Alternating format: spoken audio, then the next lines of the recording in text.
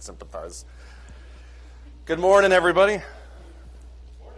We are going to be in 1 Timothy chapter 3 and then Titus chapter 1. So if you want to use those markers in your Bible and kind of jump in between that, we're going to read all of the qualifications for elders and deacons this morning as we kind of jump back and forth between that.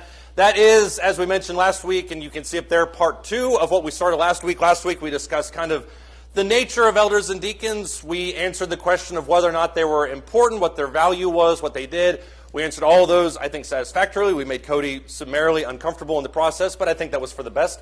That was what we discussed last week. This week, we're going to get kind of into the qualifications of that. We'll talk about that more here in just a second. This is the one, obviously, everybody will have input in, because this is something that no matter if you've, unless this is the only church you've ever attended in your life, chances are you've probably heard at least 3 or 4 different versions of the qualifications and what they all mean and that type of stuff. So I would imagine there'll be quite a bit of input. If there's not, I will be pleasantly surprised, but that's totally fine with me.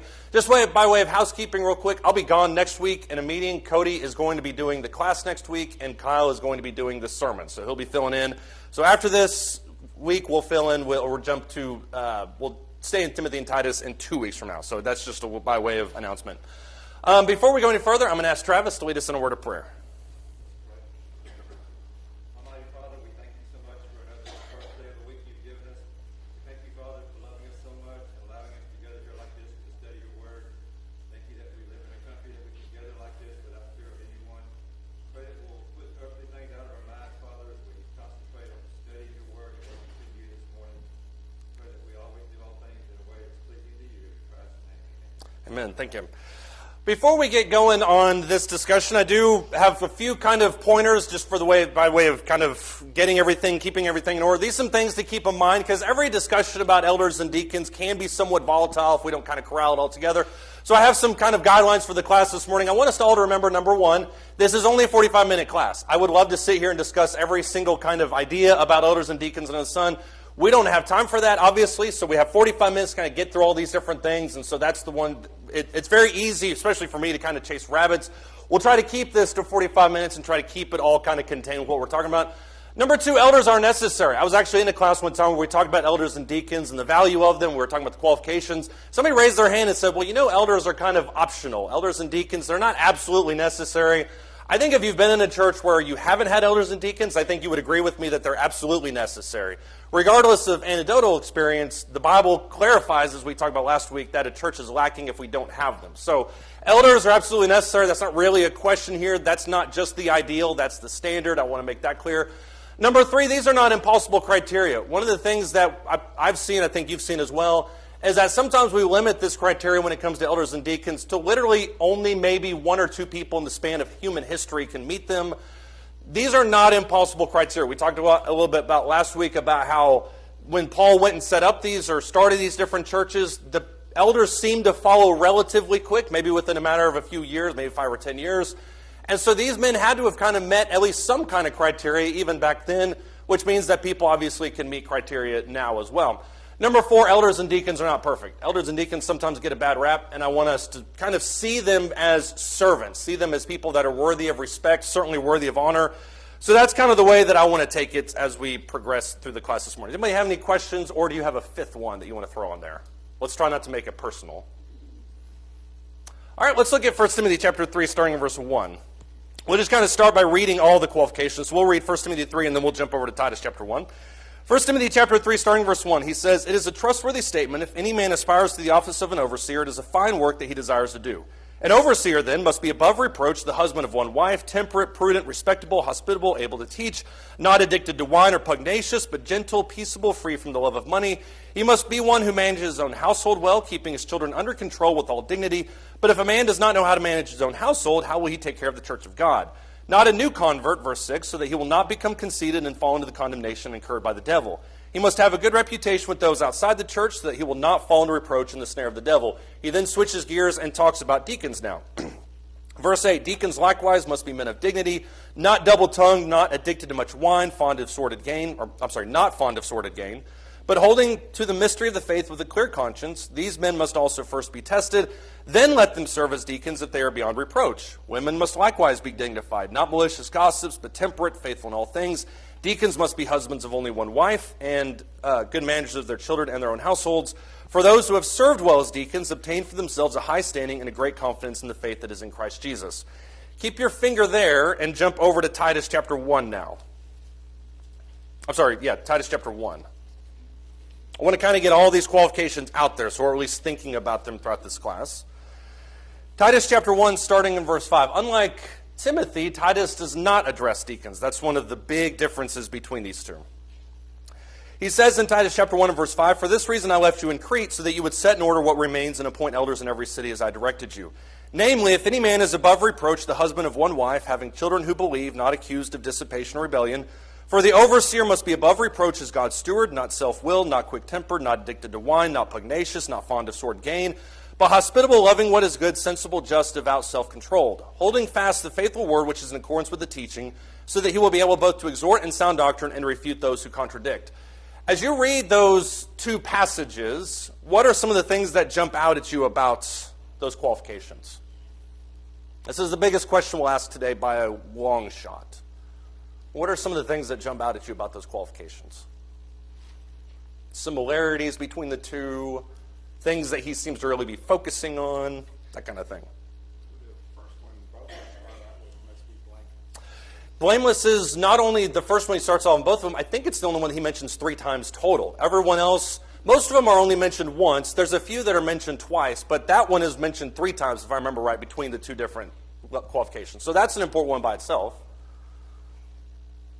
Yeah, Lee?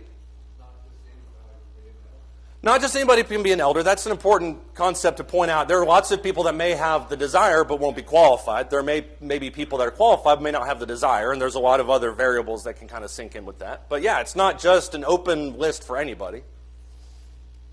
It certainly does provide a standard, though, I think, for all of us to meet on some level. Yeah, Paul?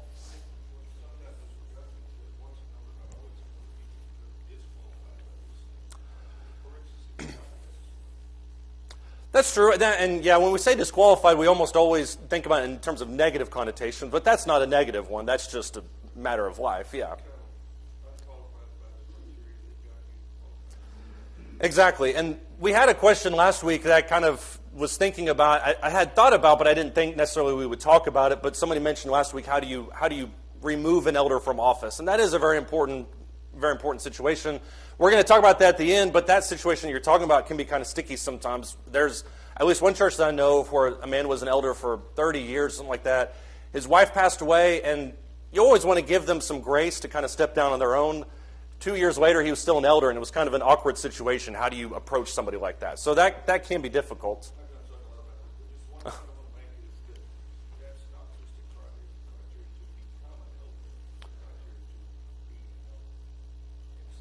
Yeah.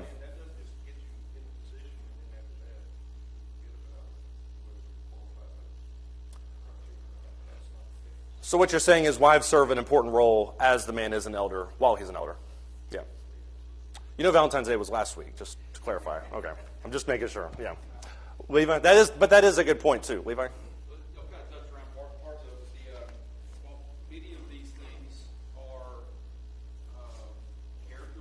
Mm-hmm.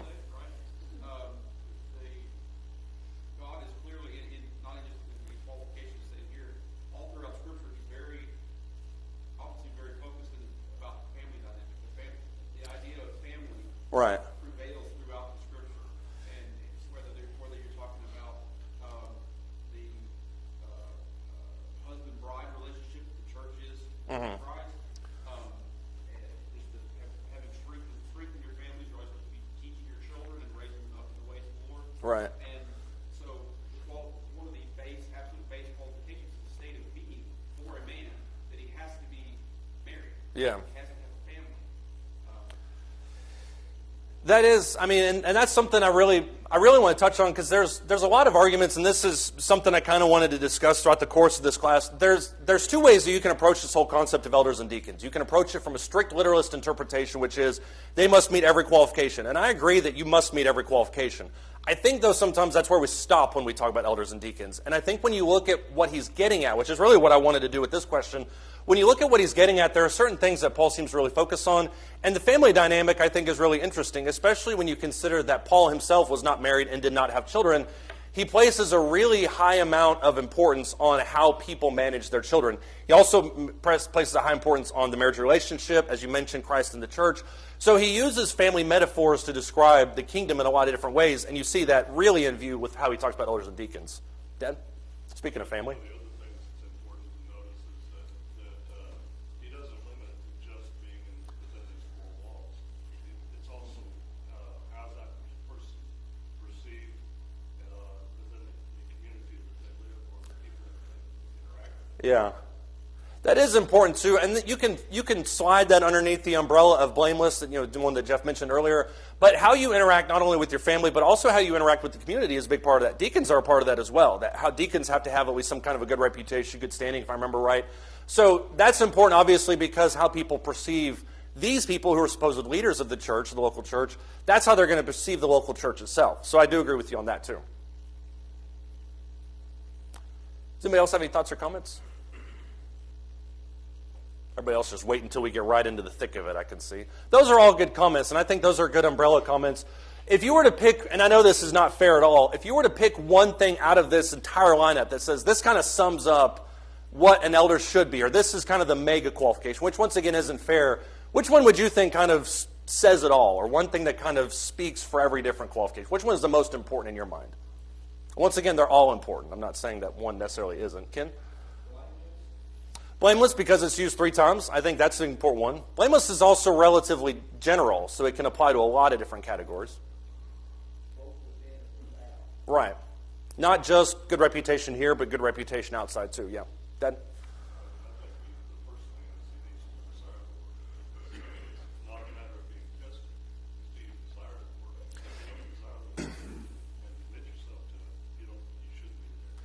I think there's a strong argument to be made for that qualification, that it all begins and ends really with the desire for it. And, he mentions in 1 Timothy chapter 5, which I don't think he mentions in Titus chapter 1, but he says if you desire the office of a bishop, you desire a good work. I mean, it's not necessarily saying you have to have it, but he is saying that it's something that's good that you aspire to do. Obviously, the desire has to be there. Desire is important because if you get into it for the wrong reasons, then obviously bad things could happen. If you are, as he mentions really in 1 Timothy chapter 3, you shouldn't be fond of sordid gain. You should not be greedy, that type of stuff. You get into it for the wrong reasons, that type of stuff can kind of rear its ugly head. Why else do you think, kind of piggybacking off of that, why else do you think it's important for an elder to desire the work? And deacons too, to a certain extent. Desire has most everything to do with their attitude. Right. You can desire it for the good of the congregation, or you can desire it for your own reputation. Yeah, you may say, well, this is my chance to kind of build up my own reputation. Yeah. And I think that also has to do with not being a new convert. Right. You take somebody that's mature enough, that's been around enough to see what's going on in the congregation, to be able to analyze it, Right. and then set forth solutions if necessary. A new convert can't do that. Yeah. And a new convert is going to be in there to desire a better reputation. Yeah, I mean, a new convert may say, well, look at, and obviously this is, I think, exactly what he's talking about. When it comes to a new convert, someone may say, well, I became a Christian, and then 10 minutes later I became an elder, so obviously that must mean that I'm somebody really important. That attitude by itself is poisonous to any Christian, much less an elder. So you're right. I mean, the desire has to come into play because you kind of need to have, and I think when you look at it, you kind of need to have your life more or less settled. I mean, not that you can't grow once you're an elder, because every elder should grow to a certain extent, but you should have a good understanding of who you are. You should have a good understanding of knowledge. And keep in mind that when he talks about the role of an eldership, which is what we talked about last week, it's not just about correcting, because everybody can say, sexual immorality is wrong. I think the real value of an elder is in saying, look, it's wrong, and let me help you work through it. Let's talk about why it's poisonous. Let's help you work through this temptation, and also kind of seek out and see why it's a problem, and let's kind of cut it off before it becomes an issue. Right. I would agree with that to a certain extent. I think every elder goes through pits and valleys just like everybody else. So if you wake up one Sunday morning, you're like, I don't want to be an elder anymore, that could be really traumatic for a church. I think you should still work through it. But, yeah, if you after a couple of years, you're like, I'm not being a help to this congregation, I think the other elders should take you aside and say, hey, let's discuss this. Yeah. It gets to a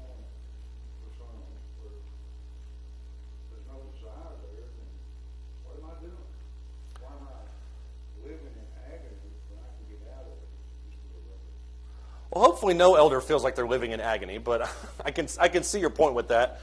I think that elders, well, there's a lot that I could say about that. This is keeping inside of the 45-minute class aspect. There's a lot of things we could say I'm not going to say because that would be 12 rabbits at one time. But I think you are right. I think you make some good points. Lee? Well, I was really going to touch on something you were talking about this now. Yeah. You know, how he goes to get old boy, and Sam thinks he is, and we try to talk him into it, he's qualified, and we try to talk him into it, and he doesn't want to do it, so, but he does it grudgingly, because everybody says, come on, Joe, we need you to be an elder. Then he's doing it with the wrong attitude, he don't have a heart, his heart's not there, he's doing it grudgingly, because a bunch of men talk him into it. Yeah, but they can all do it with a sincere heart, but if somebody feels forced or coerced into the position, that never works well for anybody.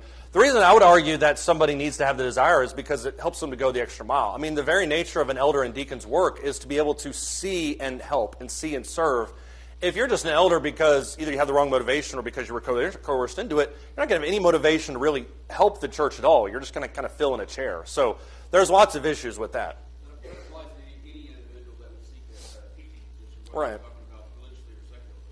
Right. If an individual doesn't have a heart for it, doesn't seek the betterment of those under subjection, and they're just doing it, okay, if I do the bare minimum and I've checked this box, Right. that's not a good elder. Right. They have, like I said, they have to go above and beyond. Yeah. Know the flaw, understand what they need, and pursue it. Yeah, I mean, any position on earth, I would argue an elder is the one where you have to constantly be going the extra mile, thinking about the extra 10%, that kind of thing, because it does require quite a bit of foresight. Dan? I think that goes along with the idea of being a shepherd. Right. The shepherd takes care of the flock, watch over it, because it is his own, and make sure that everything's there, that everybody's accounted for, everybody's fed, everybody's guarded, protected, and everybody's bedded down at night. They don't just throw them loose. Right. I know I'm a shepherd, but you have to do what you want. Right. I mean, if you think about the Jesus' parable about the 99 and the 1, that shepherd has such a close eye on it that even amongst 100 sheep, he knows when just one wanders off. I mean, that's how close of an eye he's keeping. So yeah, I agree with that. The picture of a shepherd, and of course, you probably heard there's, I think 6 different terms: bishop, overseer, presbyter. I can't remember, elder, and maybe shepherd. Maybe that is 6. I don't know. I lost track of my mind. But there's different terms that describe the different aspects of it. And shepherd, to me, is my favorite because it most closely describes what an elder should be. There's one verse in the midst of all this that I feel kind of gets overlooked, not necessarily in this discussion, but sometimes we talk about them. It's what Paul says specifically here in chapter 3 and verse 5. To me, verse 5 just kind of sums up the entire idea of it. When he says, if a man doesn't know how to manage his own household, how will he take care of the church of God? What does Paul mean when he says this? Not this Paul, but Paul the Apostle. I was about to say Big Paul, but that's not necessarily the same thing either. Paul the Apostle. Well, because his own household, by the nature of these other qualifications, we've already learned that his whole household is already a group of Christians. Yeah. It represents a subset of the larger local church that he's being asked or expected to rule and lead. And he can't manage the small group Right. correctly, and there's obvious problems there. How is he going to be? How can you trust him to do larger? Right. That to me is one of the big things. Is Paul views the home as a microcosm, if you can, of the way that he would operate a church, and that comes with every different part of that involved. For instance, what does it say? And I'm not trying to get personal at all here, but what does it say when a man's kids don't even respect him? When a man's kids openly defy him? When a man's kids disrespect him, talk back to his wife, that kind of stuff? What does it say about the nucleus of the family? Despite how it may look, on Sundays and Wednesdays, what does that generally say? There may be no nucleus. There's no authority. There's no discipline that's taking place. And of course, I'm speaking in very, very wide generalities. Obviously, there's always exceptions to this rule. But if somebody is not willing, kind of as Paul's attitude, if somebody's not willing to exercise authority in the house, what makes you think they're going to exercise authority in the church? Likewise, if the man's kids don't love him, then what makes you think the members of a local church are going to love that elder? If you can't show love to your own kids, how are you going to show love to local church members? So I think when you look at 1 Timothy chapter 3 and verse 5, Paul uses the home as kind of a petri dish as to how an elder would operate and kind of lead a local flock. That obviously comes fully loaded with a lot of caveats and that type of stuff, but I think generally speaking, that's what he's getting at. Does anybody have any thoughts or comments on that?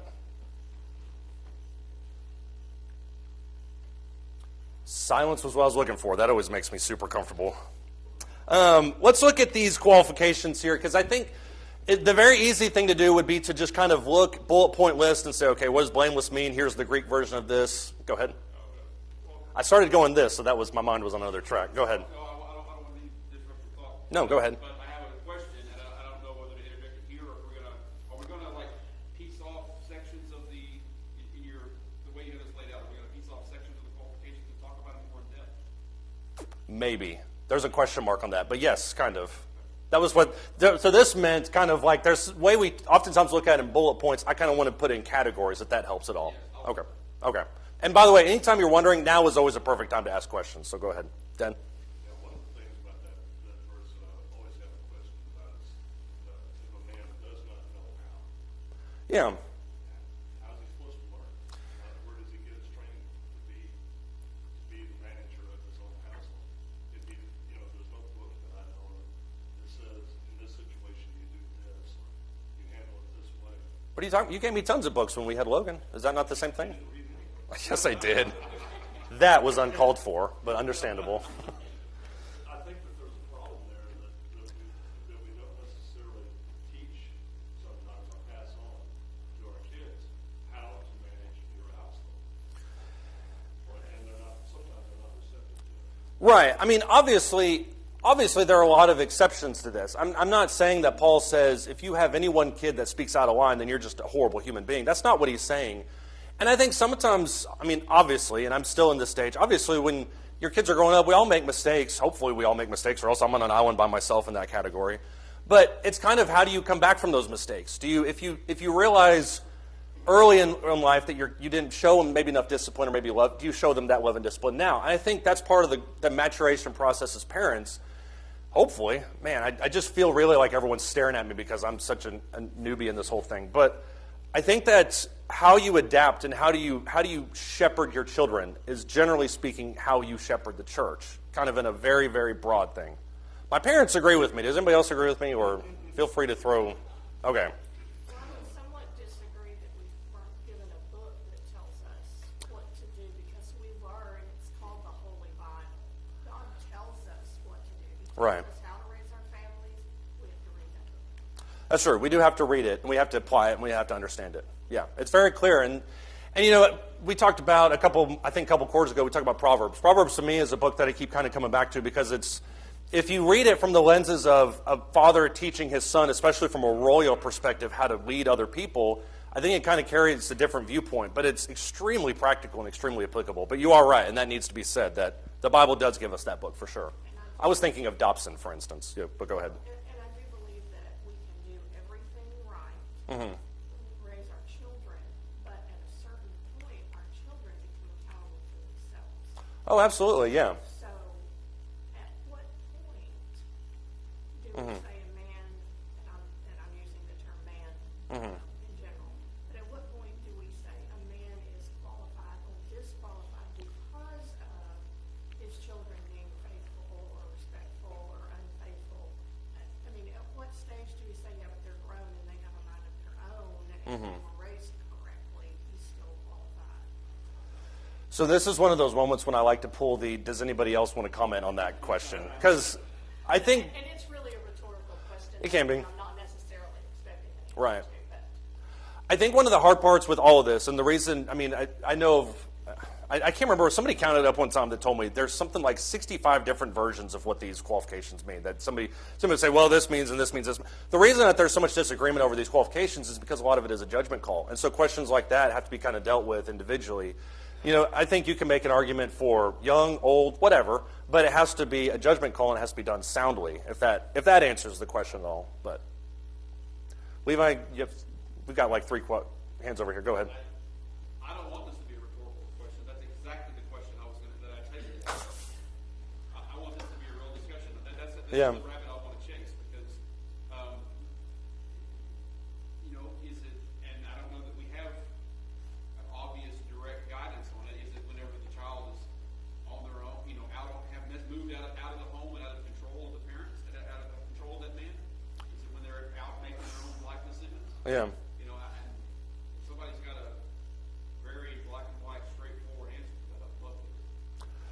I think that there is something you can do with it that's black and white that we'll get into here in a minute. I think there also has to be caveats to it as well. I mean, it's Rachel's point, there comes a point where you're responsible to yourself. At the same token, the way you raise your kids should carry over into adulthood to a certain dimension. We all know families who seem like they're totally 100% normal, at least from the outside, and then when the kid goes off to college or whatever, just goes completely psychotic. And is that indicative of the parenting? Is that indicative of the kid? That's where I think the judgment call comes into question. So there are some things I think we can quantify from Scripture that says, but I think that I will gently plead the fifth in regards to that. But let's get through some of these other things before we get to that. Lee? Yeah, that's a wise move. I don't want to talk either. Go ahead. Joe, go ahead. Well, another thing on this, if a man is constantly trying to keep his household in order, that takes away from his mental capacity to work to keep the church in order. Yeah. He's got too many other things on his plate. Right. To concentrate on the church. Yeah, and I think you see a little bit, I think you see a little bit of a proving process. For instance, when it talks about elders, it says, let them first be tried as deacons. I think that mentions I think that's in 1 Timothy chapter 3. Tried first as deacons and moved to elders. And there seems to be a little bit of a proving process. Not to say that you have to be a deacon necessarily before you become an elder, but I do think there's a little bit of a proving process. Households are the same thing. You look at a household as being a proving process. You learn how to shepherd a local body of people, your children, and that translates to how you shepherd the local body of God's people. So I agree with you with that. There's a little bit of a proving process. All right, Ray, and then we'll move quickly to something else. I'm not saying that. You can blame whoever you want to. Just don't blame my mom, because then we're going to have words. Does anybody else have any thoughts? Ken, go ahead. I love when comments start like this. Yeah. Mm-hmm. You can have 10 kids. Mm-hmm. They're all going to be different. And at some point, I know people that have kids, and 2 of them are faithful as they can be, and the third one be a heathen. Right. And at some point, when they're 40 years old or 30 years old, are the parents responsible for them? So that type of question is something we can answer later. Yeah.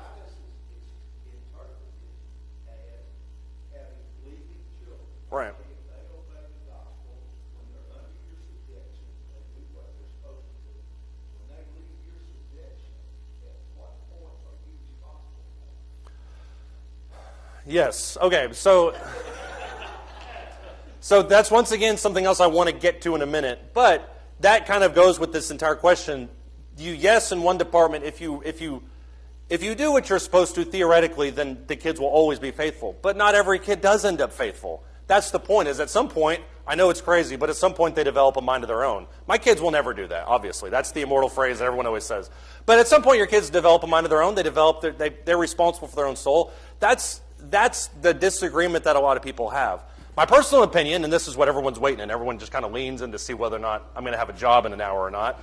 I think my personal opinion is that when a child leaves a household, that they kind of fall outside of the jurisdiction of the parent.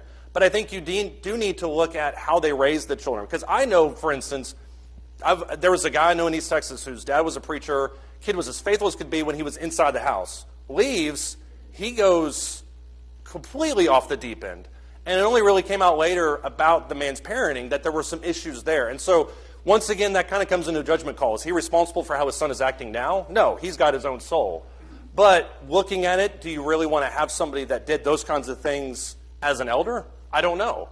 So I think you have to use that as a judgment call. Once again, that's the pleading the fifth argument. It seems like it's a hydra. Every time I answer a question, 3 more pop up.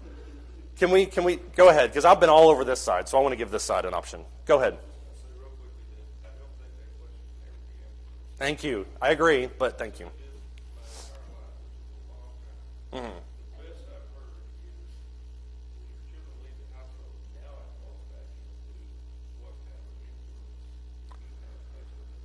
Right.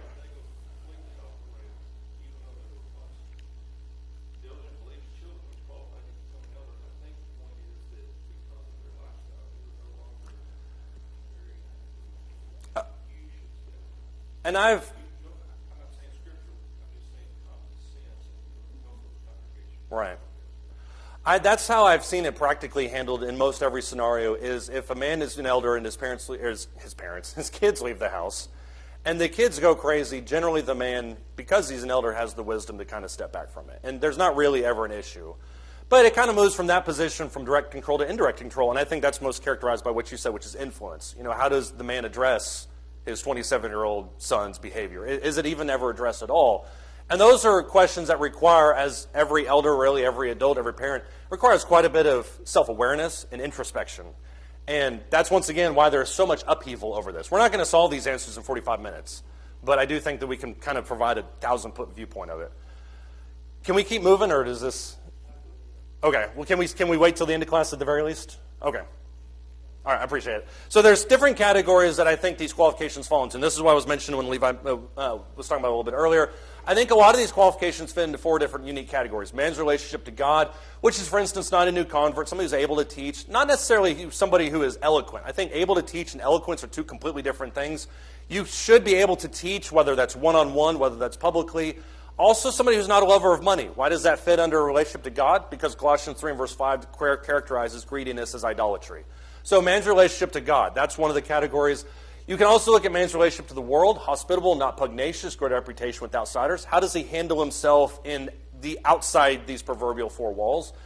His relationship with his family, husband of 1 wife, children who believe, somebody who manages their household well, and then also his relationship to himself. How is he able to govern his own passions? How is he able to govern his own emotions? Somebody who's temperate, somebody who's prudent, somebody who's not addicted to wine. There are a lot of, I think, categories that you can look at when you look at these situations. Not to step even further into the deep water, but which one of these are usually the most controversial of all of them? So I don't really know anybody that disqualified somebody over being pugnacious. Maybe somebody did just so they could say the word pugnacious, but I don't know. Which one of these are usually the most controversial? Just in personal experience. I mean, the ones that we've heard people argue about or seen churches argue about. The family ones, as we literally just spent 15 minutes discussing, in my opinion, the family ones are usually the ones that are most oftentimes up for debate. Not that any of them should be up for debate, but you know what I mean. Nobody really says, well, you need to have been a Christian for at least 7 years in order to qualify as not a new convert. Because traditionally you look at that from a maturation perspective. This person has been a Christian for a good number of years. He's demonstrated a maturity level spiritually, and so that's fine. Generally speaking, the 2 that we tend to zero in on are these 2. Number 1, are they a husband of 1 wife? And number 2, do they have unbelieving children? Why are these such a hotbed of controversy, it seems like? Or are they? Maybe I'm just completely off base. This is it one wife total, or is it one wife at a time? It just is what it is. And unbelieving children, because the Bible says very clearly, train them up in the way in which they should go, and they shall not Right. depart from it. Yeah. She's exactly right. She said, I had a very good discussion on this years ago with a very, very good preacher, godly man, discussed about temperance. He pointed out that polygamy was a big deal back then. Oh, absolutely. Yeah. At that point, you can't be polygamous. Yeah. That's the point. Yeah, and I don't think in this department the Greeks really had an issue with polygamy. To my knowledge, the Greeks didn't have much of an issue with polygamy. They had a whole bunch of other issues when it came to sexual immorality. But the Jews primarily were operating from at least some point, not necessarily at this level, but in some years past, were dealing with the polygamous type of nature, where you had these patriarchs that had multiple wives.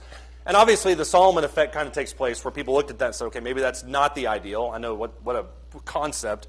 But polygamy was a really big issue back then, especially for certain segments of the population, precisely because a lot of it was very unregulated. And so I think that's a very real issue that we don't necessarily deal with. There are pockets of the world in which this is a problem. For instance, Africa, especially northern middle Africa, these are still issues where somebody may have multiple wives because the tribal customs allow them to have that. And that's an issue for them to kind of get away from that. Levi? Okay. Okay, Ray, go ahead now. Those things right there, usually that's a sign of the household is not stable.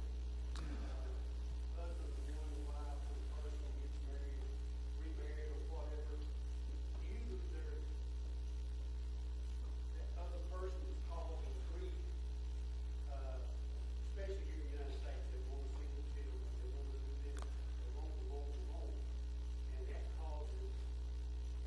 unstable marriage, but the new marriage, unbelieving children, you know, they're living in your house. Why are they unbelieving? You just let it go, or concerned about it, or, you know, it's those things that you've got them ironed out and everything's stable. Then, yeah, you can, you know, be considered as an elder. But if you're looking at those and there's conflict in there, then, the way I see it, there'll be conflict in the church, you know, There can be. I mean, unstable. yeah. So you brought up another option, which, you know, Rachel mentioned the idea of polygamy, which is one of the interpretations of this. What does he mean by this? You brought up another interpretation, which is the divorcee kind of relationship, and that's usually the way people extrapolate this. They say, well, here are the controversies, and all of these have their grounding in reality to some certain extent. Some people will say, well, what he means is you need to be currently married. I don't know anybody that argues that a single man could be a pastor, at least until you get to the denominational world, and you see a 23-year-old executive pastor that isn't married. And that, to me, even when they have an understanding of pastors as occupying the same office that we interpret them as, the qualifications don't match up. You can't have some kid who's 23 years old at a seminary that's not married be an executive pastor. There's so many things wrong with that sentence. So he at least needs to be married. He can't be single. That has to be there in place. Somebody would say, well, he only been married once. Now, obviously, there's a couple issues with that. How can somebody be married multiple times? Obviously. First wife dies. How else could you be married more than once? Scriptural married. So that's an issue that somebody would say. If somebody holds this belief, they'll say, well, what he means is, when he says husband of one wife, is I only have ever had one wife. That disqualifies anybody that was divorced and scripturally married. That also disqualifies anybody whose wife passed away. So that excludes, in my mind, a huge segment of the population. But that is the perspective that some people take. And then there's the other one, which is not a polygamist. I don't think most of us have an issue with these. But what do you think, or at least the first and the third one, but what do you think about what Paul says in this passage? What does he mean when he says husband of one wife? Right. I think he's talking absolutely about the present tense. Are you married to one person or not? That's a very, at least I think it's an easy question. Are you married? Do you only have one wife now or not? Yes. Does that mean you've had wives in the past? Hopefully that doesn't mean polygamy. But does that mean that you had a situation where you were divorced and remarried? I don't think so. I don't think that disqualifies you in any capacity. Do you have one wife now? If the answer is yes, to me, you meet that qualification. Go ahead, Ken. Even if somebody's spiritually divorced and remarried, some people's mind, there would always be a question. My judgment would be that it's better for a person not to serve in that case. In 100% of the scenarios, it is always better for somebody who doesn't feel they're qualified to not serve. To me, that falls under one of the biggest issues, which is, do you have the desire? Do you feel you're qualified? If you can't feel like you can fill the office in good conscience, then you shouldn't be there. And I've learned over time, and not personal experience to feel like that's going to come up poorly on this church, but I've learned over time from dealing with other congregations and hearing about things, the only thing worse than having no leadership is having bad eldership. So if you don't feel like you're qualified, if the men that you're forced into the position, to Lee's point earlier, shouldn't be there, then that's just a recipe for disaster. So I do agree with you on that department. What about unbelieving children? What are generally the interpretations we see with that? Yeah, how many? So that is the first one that most people come to, which is, does that mean you can be an elder if you only have one child, or do you have to have multiple children? What do you think about that? How do you answer that?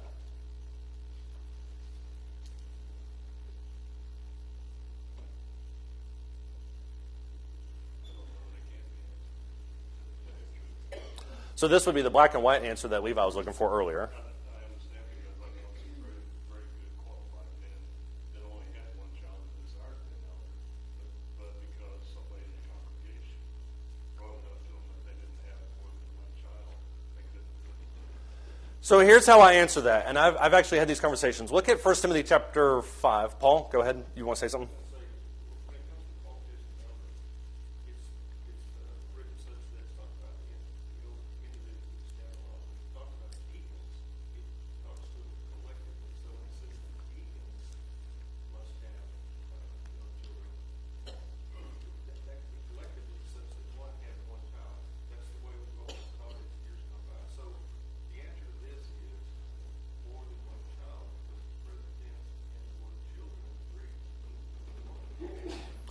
I don't mean this with any disrespect. I've actually never heard that argument about deacons, about how he's addressing all of them plural.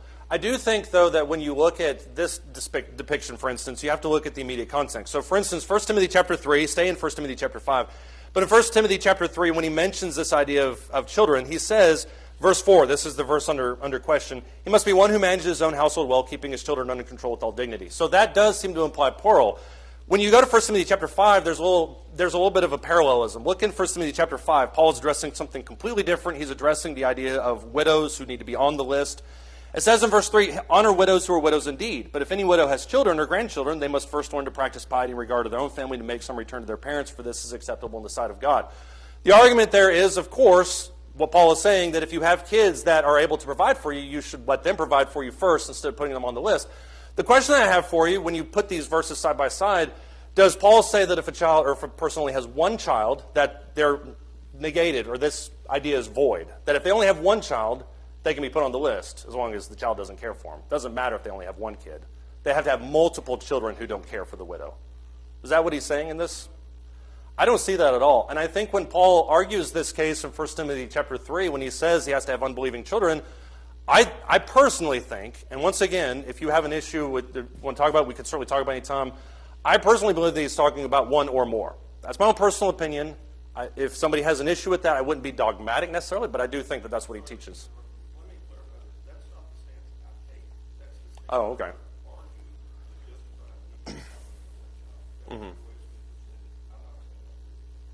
Okay, well, I mean, I didn't think anything different about you. I just honestly had never heard that concept of deacons as a group having multiple children, but I can see where people get that. Yep.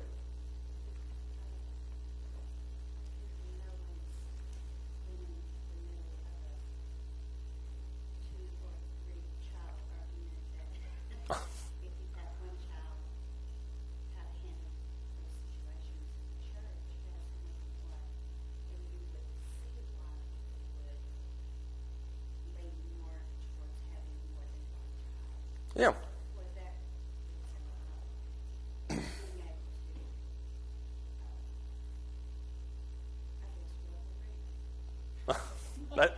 Yeah, that's a very practical application of elderships as the head of a family unit. I see where you're coming from logically, and I totally agree with you from I mean, I had literally occupied the office of a referee yesterday. So I get why that's said. I'm just saying I don't think Paul excludes people with only one children. That's my only point. But I do agree with you from that perspective. Joe? You know, I remember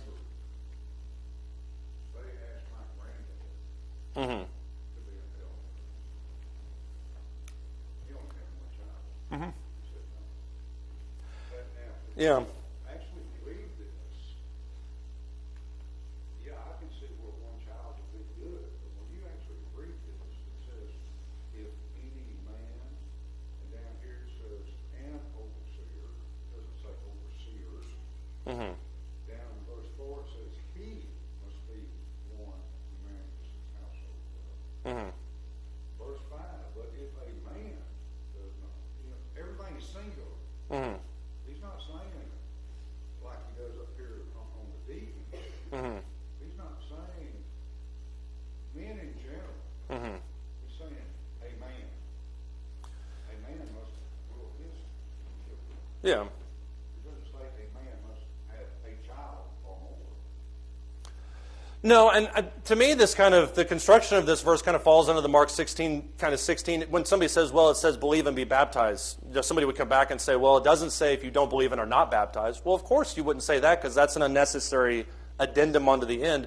So to me, when he says children, he just kind of says it and assumes that one or more kind of are involved with that because he uses the exact same language in 1 Timothy 5.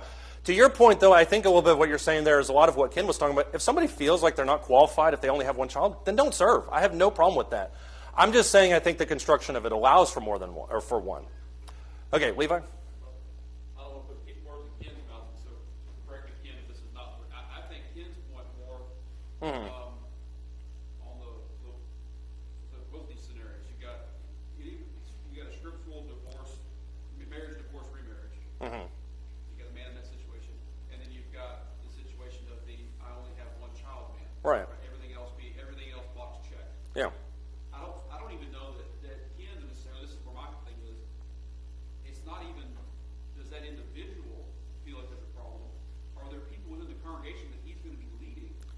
Right. with that, and that will always be in the back of their mind, right? Yeah, that's always going to. Ken just popped out from behind the pillar there. Yeah. That's where my stance is that people in the congregation that are Yeah. always going to have a problem with, well, he says this, but I don't even feel he's fully qualified because of X, Y, Z. There are always going to be issues with leadership if you've got people who don't feel you're qualified. That being said, part of leadership, I would argue, involves going to that person and trying to work through that issue.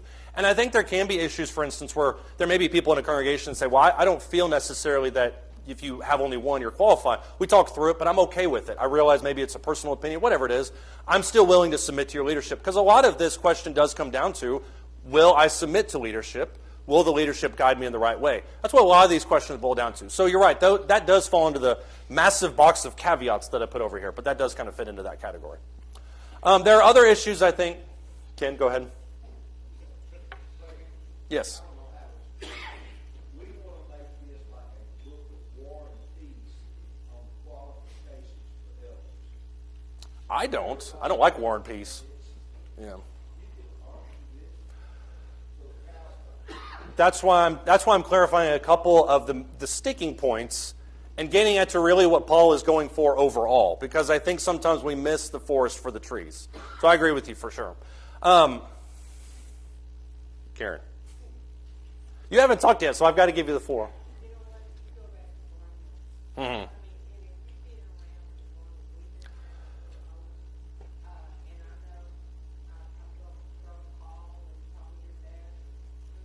Mm-hmm.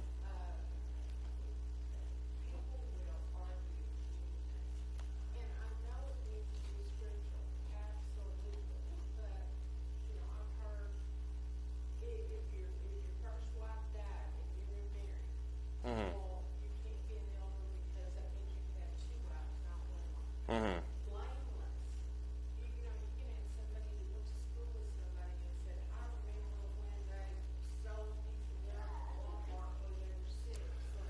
Yeah.